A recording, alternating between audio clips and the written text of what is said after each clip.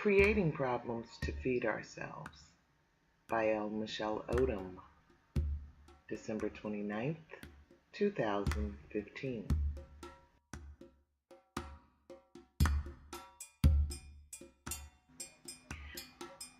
Then Gregory Jerome Bentley said this: "Thank you, sister, for your candor and courage. You've taught me a lot."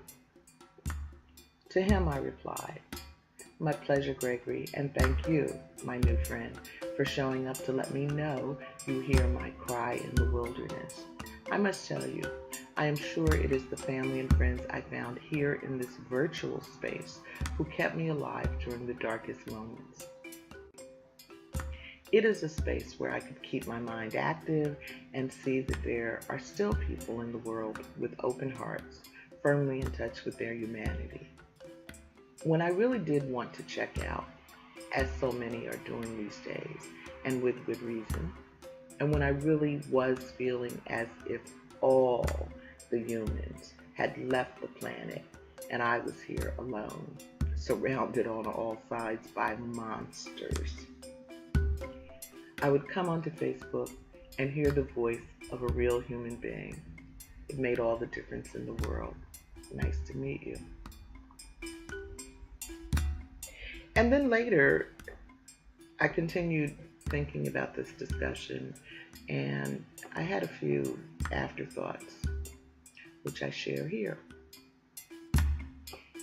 I think the answers to Toby's question do exist, but finding them is more complex than the most complicated math equations, and no one of us has all of them. I do believe it is critical that we keep asking the questions and in our own ways finding and sharing our personal answers with each other.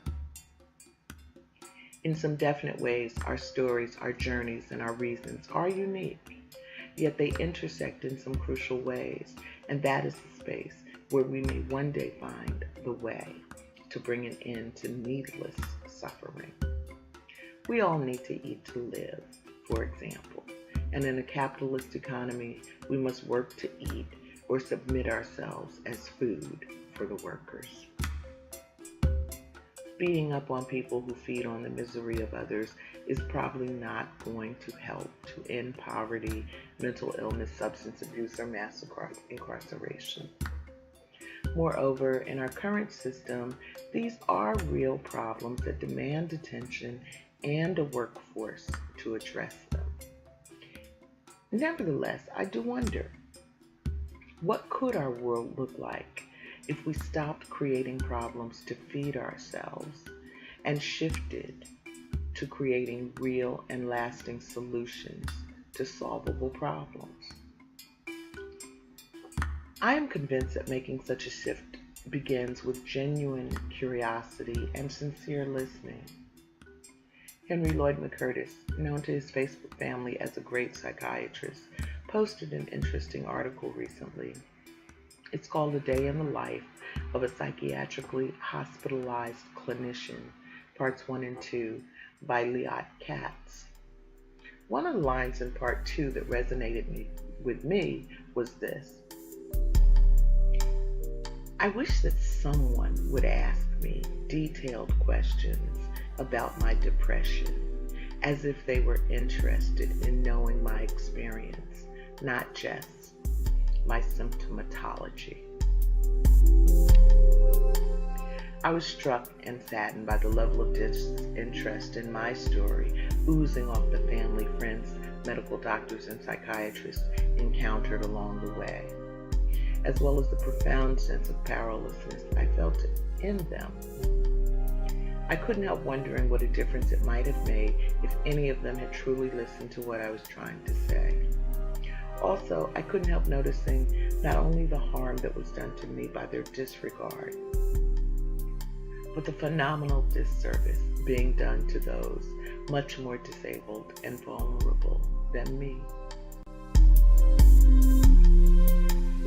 Perhaps we are so bored and unable to listen to stories of pain because we're too weak to challenge ourselves to seek creative solutions to intractable problems.